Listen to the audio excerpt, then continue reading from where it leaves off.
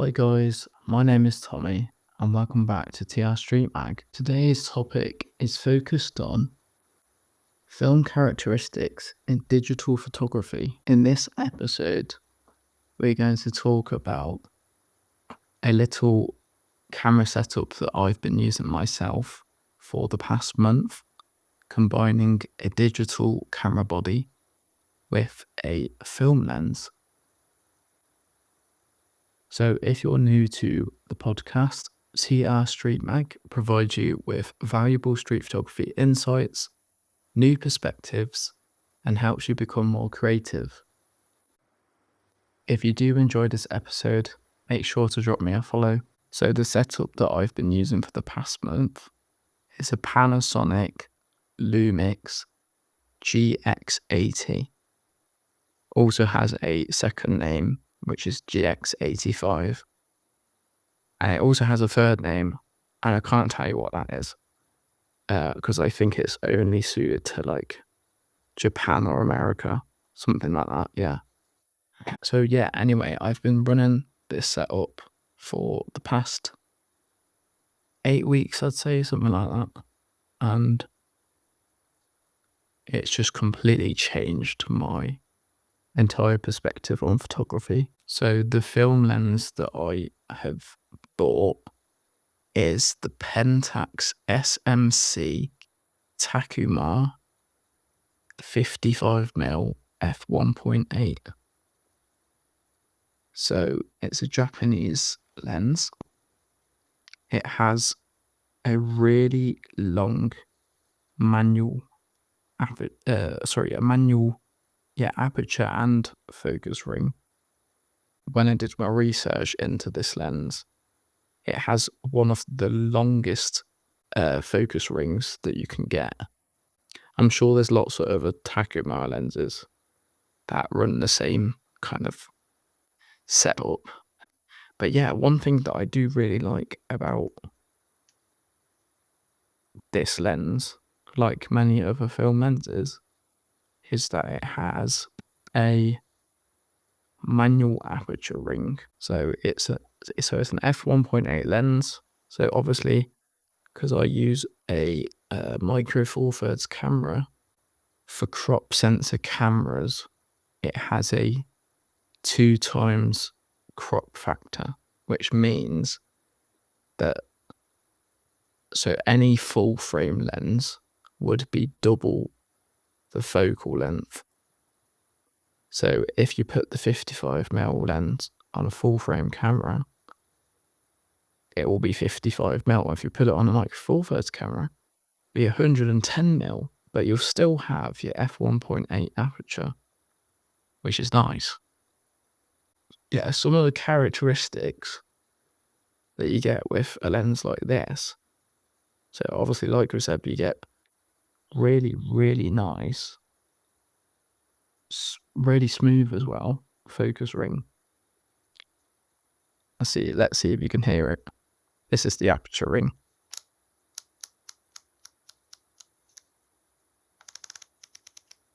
So nice. Sounds so good. Not sure if you can hear that. But yeah, in order to use this lens, you have to buy a adapter, otherwise known as a dumb adapter. So a dumb adapter, it screws into the Lumix camera, and then the film lens itself screws into the adapter. You can't screw this lens straight into the body because it's designed for film cameras, not digital sensors. They were never designed for digital sensors. This lens actually came out in 1970 is when it was first released in Japan.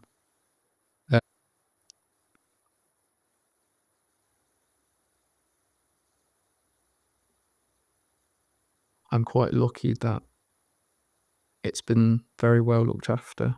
There is only one minor defect on it. For a 56-year-old lens, it has a slight bit of flare internal flare. And the person that did sell this to me told me that. But you only notice it when you're pointing the camera into an LED light source. So it doesn't really bother me. During the day, you never see any flare. But yes, I literally mean you have to literally point it at a really bright LED light for it to do that. But I think it makes some of the pictures really unique. With really bright light sources that are a little bit more neutral, it adds like a slight like ring around the light, and sometimes it actually makes the picture look better. So I actually quite like that now. But yes, I never really notice it with standard street lights and cars and stuff like that. I never really noticed it. So like I say, I've been doing night photography with it, and I haven't really noticed it at all, to be honest. So yeah, there's a whole load of different brands that you can buy. You can get Helios lenses, Mamiya, Takumar.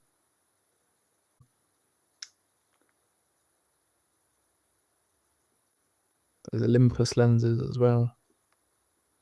Canon. And then there's like various lenses from various countries around the world. I'm not going to name the entire list. But yeah, so we've spoken about the lens itself and the camera that it's been paired with.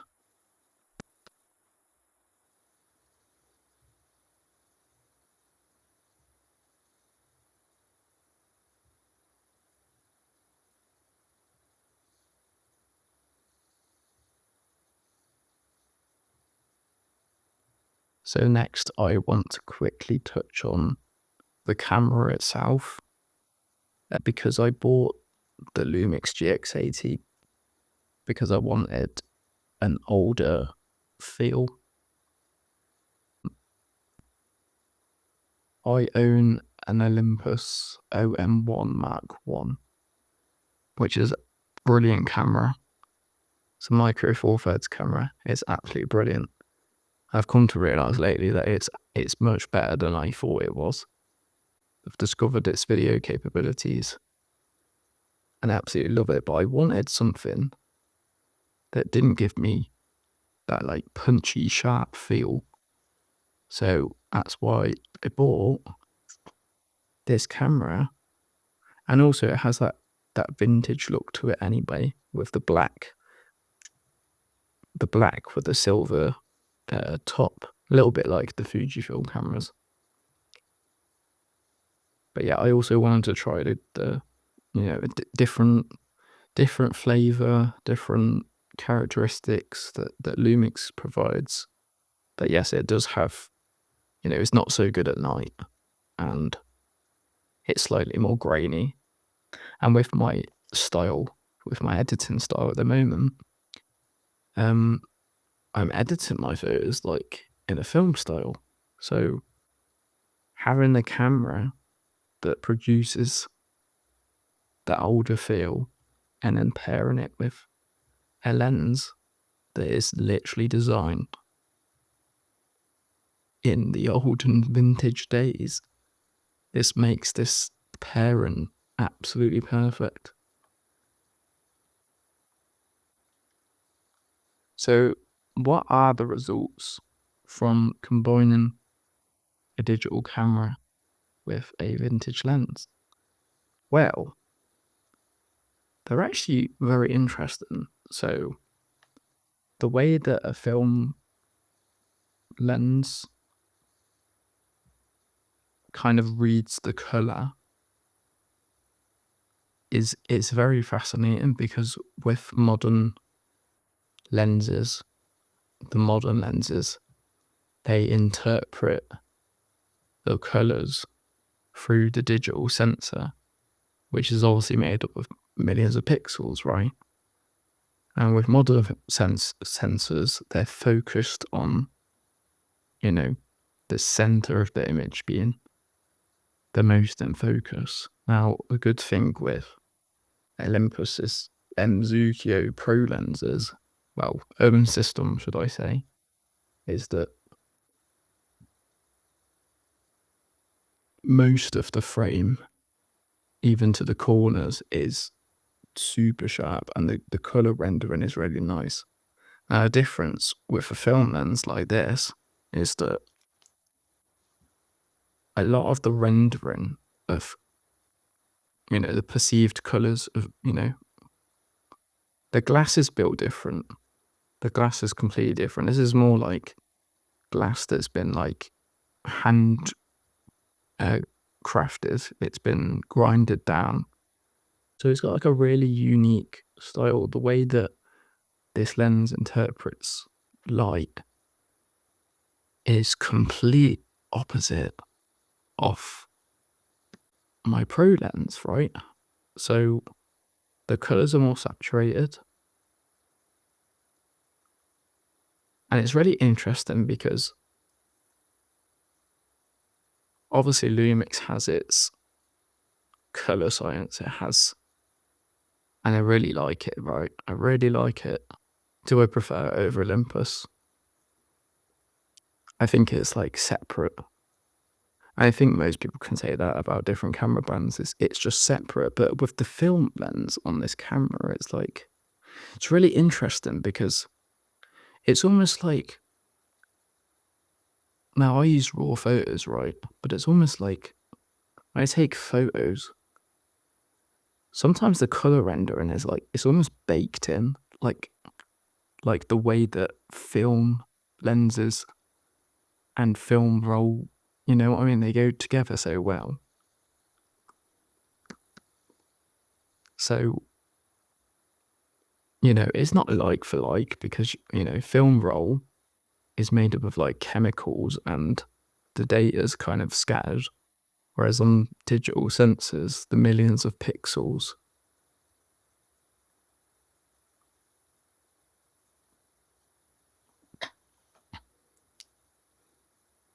they interpret the data differently. They're more precise.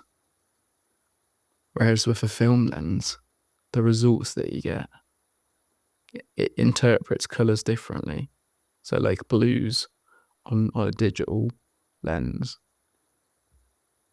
can often look kind of hazy in the sky. Whereas when you've got a film lens on, the blues are more vibrant. So yeah, it's really interesting. And I think when it actually comes to editing, and I have actually found this out interestingly for a YouTube video, some lenses, and I'm guessing like this one, they are hard to modify when you go into Lightroom and Photoshop, because it's almost like I say, it's like baked into the raw file. This lens almost just, it's like, okay, the lens sees the colors in its own way, and it's almost, and I'm not saying it does this, but it's almost like it says to the camera, the digital camera, you can't change these colors. I go to edit these photos, and some of the colors I can literally tweak like ever so slightly. But I've been like whacking these sliders up, and I've been whacking my HSL up, not doing anything. The only thing that affects the photo is the color wheels. Hardly though. The shadows, I'm only really noticing it in the shadows. It's hardly touching it in the midtones and the highlights. So yeah, it's been really interesting using this because I don't really understand why it does that. But it's really interesting and makes me want to buy more. Also, the price of this lens was only £35, which I can convert into euros. That's €45. And I cannot convert that into dollars. It's probably like $40, $50. Anyway, it's really cheap. It's really, really cheap. So yeah, I was really impressed with this.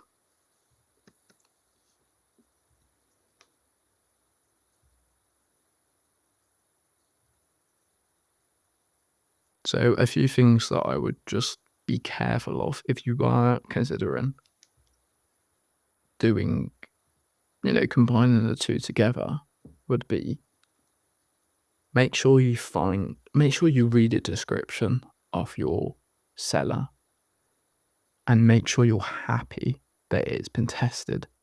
If something's not been tested and it looks in pristine condition, it may have rust inside of it. It may have fungus or bubbles and stuff like this. So make sure that your seller has taken pictures if they haven't tested the product. So if it looks all right on the pictures, you might be lucky. I would definitely look for listings that have been tested. They're trusted sellers and the price point is reasonable. If you can research that, yeah, that would be ideal.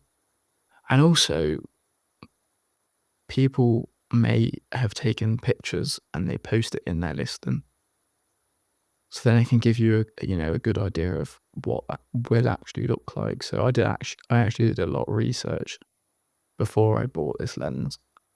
I wasn't actually looking at this lens before. I was looking at a Mamiya Secor,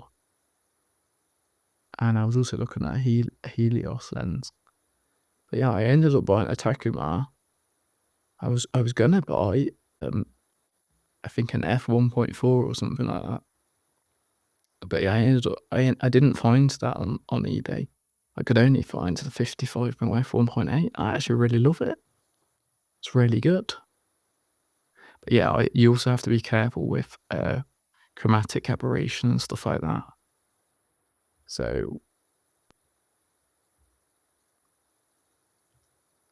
my key takeaways from using just one film lens with a digital sensor would be, if you're looking for a lens that is soft, produces bokeh that can become hexagonal. So it's almost like round but slightly off. It's absolutely beautiful. Even though it's quite soft. By soft I mean if you point in it anything up close, there's only a small part of the screen that will be in focus. Everything else will be quite out of focus. So it has a really, really nice, smooth bokeh. Background blur is absolutely amazing. The colours are really saturated. They're really nice. Reds, yellows, blues, greens. Just absolutely amazing. So yeah, I would highly recommend it if that's the look you want. But yeah, definitely research into lenses. If you want a sharper film lens, you may have to pay more money. But yeah, there's lots of options out there. And if you want to spice up your street photography photos, I definitely would consider trying one of these lenses out.